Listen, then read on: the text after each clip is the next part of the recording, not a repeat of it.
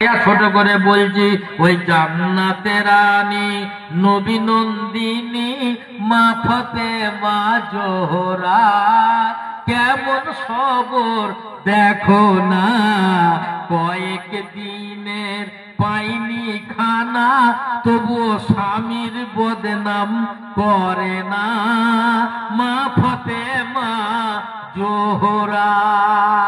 আমার মায়েরা কেমন ইমানদার বেটি ছিল, নবীর বেটি, খাওয়া হয়নি কিন্তু স্বামীর বদনাম করেন। তবে সবাই তার ফাতেমা হতে পারবে না, অনেক মেয়ে আছে হয়তো বদনাম করতেও পারে। আমি কারণ নাম বলছি না, বলা তো যায় না। আমার ভাইয়ের, আমার বাবাজিরা, এরকম আমাদের দেশে অনেক আছে। ও মা, খুব সাবধান, হাঁটুতে রস যে কদিন আছে অনেক কিছু মনে হবে। নিজের স্বামীকে অভক্তি করবেন না, স্বামীকে মোহাব্বত করবেন। নবীজির বেটি মা ফাতেমার খাওয়া হয় না, আর নবীজির একটা জামাই ছিল পয়সাওয়ালা, মানে তফসির খাজিন থেকে একটা ওয়াকিয়া বলছি, যেনার নাম ছিল হযরতে উসমান গনি রাদিয়াল্লাহু তাআলা আনহু। উনি গেছেন হযরত আলীর কাছে দাওয়াত করতে, যে দেখছেন মা ফাতেমা রাদিয়াল্লাহু তাআলা আনহা পেটেতে পাথরের কুচি মানে বালিশ বেঁধে উঁচু করছে, যাতে লোক না বুঝতে পারে খিদেতে পেটটা পাতা হয়ে গেছে। শাড়ি দিয়ে উঁচি করে পড়বে, বুঝতে পেরেছেন? বোনাই হয় মানে দুলা ভাই, যা বললে অনেকে বুঝবেন, বা ভগ্নি কত অনেকে বলেন। মা ফাতেমার তাই হলো, হযরত উসমান গনি যে দেখে ফেলেছে ব্যাপার, পেটের দিকটা নজর পড়ে গেছে। বলছে কি বোন, পেটে কি বাঁধছো? বলে না তো ভাইজান, আমি কাপড় পরছি। মানে দেখুন কত ইমানদার মেয়ে, ভাবছে যদি আমার ভগ্নিপতকে বলে ফেলি ব্যাপারটা কয়েকদিন খাওয়া হয়নি, তাহলে আমার স্বামী ছোট করা হবে। কত ইমানদার মেয়ে দেখুন। মায়ের আমার বললেন না, হযরত উসমান গনিকে বসতে দিলেন। বলে আদি কোথায়? বলে উনি কাজে গেছেন। বলে ও ফাতেমা, তুমি তোমার স্বামীকে এলে বলে দিও আগামীকাল আল্লাহ নবীকে আমি দাওয়াত করেছি, আল্লাহ নবী আসবেন আমার বাড়ি, সাহাবীরাও আসবেন, আমি হযরত আলীকে দাওয়াত করে গেলাম, হযরত আলী যেন আমার বাড়ি যায়। এই বলে উনি চলে গেছেন। কিছুক্ষণ পর হযরত আলী বাড়ি এসেছেন। আমার ভাই, আমি লম্বা চওড়া কিছু করিনি, ধৈর্য হারাবার কারণ নাই, মেন কথাটা বলি আর এই জন্য একটু লক্ষ্য রাখুন। আবার আমি ওই কথাই একটু বলতে দিই। ভাইয়ের, আমার বাবাজিরা আমার, এমন সময় বললেন হযরত আলী কারমুল্লাহ ওয়াজহু বাড়ি এসেছেন। সেদিনও কাজ হয়নি, মা ফাতেমা বিরক্ত হয়নি, স্বামীর খিদমত করছে, সবকিছু করছে। করার পরে একটা কথা বলছে, ওগো আমার স্বামী, আপনি যদি হুকুম দেন একটা কথা বলি। কেন আল্লাহ নবীও বলেছে, ও গো আলী, ফাতেমা আমার কলিজার টুকরা, আমার ফাতেমাকে যদি কেউ কষ্ট দেয়, সে যেন আমি নবী যেন আমাকে কষ্ট দিল। আর ফাতেমাকেও বলেছে, ফাতেমা আমার জামাই হযরত আলীকে তুমি এমন কথা বলবে না যে আমার জামাই কষ্ট পাবে। আমি বাপ হয়ে আমি তবু তোমার কথা আর কখন শুনবো না। আমার ভাইয়েরা, আমার বাবাজিরা, তখন মা ফাতেমা বলছেন, আমার স্বামী, আপনি যদি একটু হুকুম দেন তাহলে পরে আমি একটু খানিক কথা বলি, আপনি যদি হুকুম দেন। বলে হ্যাঁ বল। বলে আমার দুলা ভাই এসেছিলেন হযরত উসমান গনি, আপনাকে দাওয়াত করে গেছে আগামীকাল আল্লাহ নবী আসবেন, সাহাবী আসবেন। মন দিয়ে শুনবেন বাবা, তফসির খাজানে এসেছে। তখন হযরত আলী শুনে কি বলছে? হযরত আলী শুনে বলে, যাব না তোমার বোনের বাড়ি, দাওয়াতে খানা খাবো না আমি আমার বেটা হাসান হোসেন ছাড়ি। আমার বেটাদের খাওয়া হয়নি, আর ওদের ছেড়ে আমি কেমন করে দাওয়াত খেতে যাব? আমি আলী যাব না। নবীর বেটি ফাতেমা রাগ মেজাজ কি করলেন, হ্যাঁ, চুপ করে আছে। তারপরে খানিকক্ষণ পরে ধৈর্য ধরে তখন হাওয়া বাতাস করে স্বামীকে বলছে, আমার স্বামী, আপনি যদি কথা রাখেন একটা কথা বলি। ঠান্ডা হয়ে বলছে, আচ্ছা বল। আপনি যদি আমার কথা রাখেন, বলে আচ্ছা বলো, ইনশাল্লাহ দেখি রাখ। তখন বলছে, আমার স্বামী, কালকে গেলে বড় খুশি হতাম, নাহলে আমিও বড় লজ্জিত হয়ে যাব। বলে ঠিক আছে যাও। বলে আপনি তো যাবেন, আর পরের দিনে আমাদের বাড়ির নবীকে আর সাহাবীদের ঘরে দাওয়াত করে আসবেন। ওদের ঘরে নিজেদের খাওয়া হয় না। এই যে আমরা ভাবি না কি খাবো কি করব, অনেক মুসলমান আছে এখানে নেই, মানে আমাদের কলকাতা এলাকার কথা বলছি, অনেক চাকরিজীবীও আছে, যদি দেখে লোকজন এসেছে না তালা মেরে দিয়ে পালায় ডাক্তারখানার নাম, তার মানে রাতবার খাওয়াবার পরে এমন লোক আছে। আরে মেহমানের যত্ন করো, একে খালকে খিদমত বলে। জোরে বলুন সুবহানাল্লাহ। মানুষকে সম্মান করুন, কিছু খাবার না থাকলে এক গ্লাস পানিও মানুষকে ধরুন। আল্লাহ রুজির মালিক। মা ফাতেমা রাদিয়াল্লাহু তাআলা আনহার স্বামী উনি যেতে রাজি হয়ে গেলেন। উনি বললেন আপনি তো যাবেন, কালকে যেন আমাদের বাড়ি আসে দাওয়াত দিয়ে আসবেন আর সাহাবীদের ঘরে।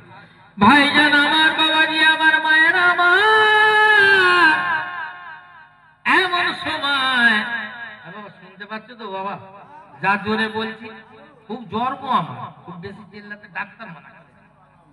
শুনতে পাচ্ছেন? আচ্ছা মরে যাই, যা বলো না পাওনি, তাও চাউনি যে বেঁচে থাকে আলহামদুলিল্লাহ। আমার ভাই, এটা হচ্ছে মহব্বত, ভালোবাসা। দু চারটে কথা হচ্ছে আল্লাহ বলাচ্ছে, খোকা মাওলানার বাবার ক্ষমতা নেই বলা, আল্লাহ আওয়াজ দিয়ে।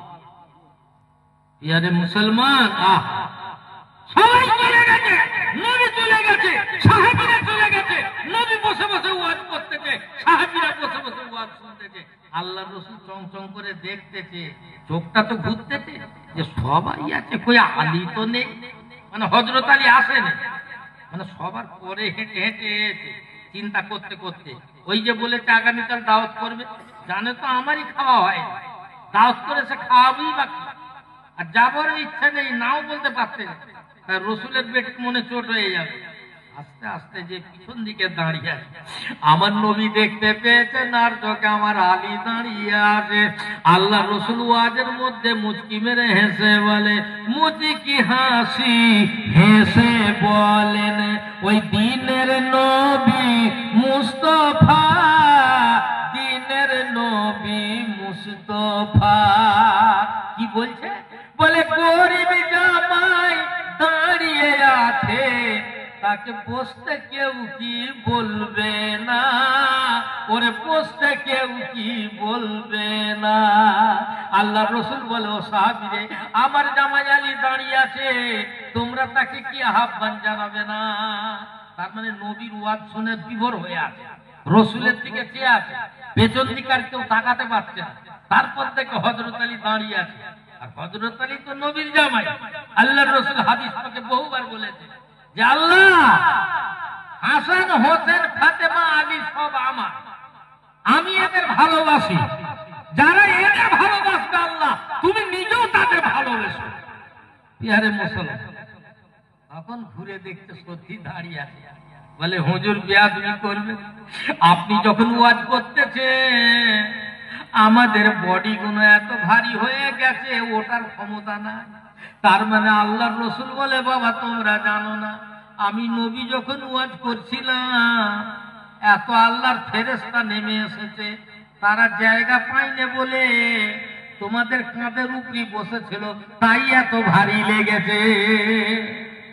সব মানুষের উপরে বসেছে, আমাদের উপরে বসেছে, তবে বসেছে কি বলতে পারবো না, কেন ফেরেশতাদের আবার ভয় আছে, কখন বিড়ি খাবার মন হবে কাটার মেরে ফেলতে, মানে এদের তো গ্যারান্টি নেই, কিন্তু ওখানে তো গ্যারান্টি আছে।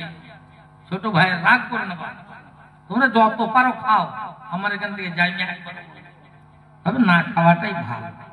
বিহারের মুসলমান খারাপ জিনিস, নেশা করতেই হবে, তার কোনো মানে আছে না, কি দরকার? যাই আল্লাহ হেদায়েত। আমার ভাইয়েরা, আল্লাহ রাসূল নবী বললেন, হযরত আলীকে আদর করে ধরে নিয়ে এসে বসালেন, সবাই মিলে খেলে। হযরত আলী বলে, ইয়া রাসূলুল্লাহ, ইয়া হাবিবাল্লাহ, আগামীকাল আমার বাড়ি, আপনারও সাহাবীদের, আমারও ফাতেমার তরফ থেকে দাওয়াত রইল। সবাই কবুল করলো, আলহামদুলিল্লাহ। হযরত আলী বাড়ি এসে কারণ কিছু বলে না, তাও তো করে, মানে রাত পোহালি আসবে। আবার উসমান গনি তো ধরিল, তার বাড়ির যা গেছে গেছে, হ্যাঁ, আর হযরত আলী তো গরিব, তার বসতে দেবারও জায়গা। আল্লাহ রসুল এত লোক নিয়েছে, তার থেকেও বেশি, অথচ নবী যেন খাওয়া হয়। এখন এ ভোরের বেলা নামাজ পড়ে উল্টো দোয়া করতে হবে। আপনারাও তো দোয়া করেন, উল্টো দোয়া শিখেছেন, সেখানে তাহলে কি শিখলে বাবা, উল্টো দোয়া শিখে। হযরত আলী কারমুল্লাহ ওয়াজু ফজরের নামাজ কি বলছে জানো বাবা? আল্লাহ, আমি জ্বালাই পড়ে দাওয়াত করেছি, মানে দাওয়াত তো করে ফেলেছে, মুশকিলে পড়ে গেছে। উল্টো আল্লাহ, আমি বড় জ্বালাই পড়ে দাওয়াত করেছি, তোমার নবী যেন আমার বাড়ি না আসে। মানে মনে মনে বলতে যে দাওয়াত করে, তার মানে খাওয়াবি কি, হিংসা লাগে। আর নবীর বেটি ফাতেমা নামাজ পড়ে আল্লাহর কাছে দোয়া করছে, ও মায়েরা, বুড়েরা, জননীরা আমার, দেখুন বা নেকবক্ত মেয়ে হলে কেমন হয়। উনি আল্লাহর কাছে দোয়া করছে, আল্লাহ তোমার নবী আসবে আমার বাড়ি, তার মান সম্মান রক্ষা করার দায়িত্ব তোমার। আর বলতে বলতে এসে গেছে, সে এত এসেছে তার থেকেও বেশি। আল্লাহর রসুল আবার মুচকে মুচকে হাসছে, সব তো ব্যাপারটা জানে। সাহাবীদের বলছে, আমার আলীর অত জায়গা নেই তোমাদের বসতে দেবার বাবা, তোমাদের রুমাল চাদর যা আছে তাই বিছিয়ে বসে পড়ো। মনে বসে পড়েছে। হযরত আলী পেরেশান, কিচ্ছু তো নেই, একবার ঘরে যাচ্ছে, একবার বাইরে যাচ্ছে, ঘরে যাচ্ছে বাইরে, আর থাকলে তো কিছু দেবে। নবীজির বেটি ফাতেমা, ও মায়েরা গো, ইমানদার মেয়ে হলে কি হয় বাবা, ওই মা ফাতেমা নামাজের পাড়িতে আল্লাহর কাছে কেঁদে বলে, কি বলছে?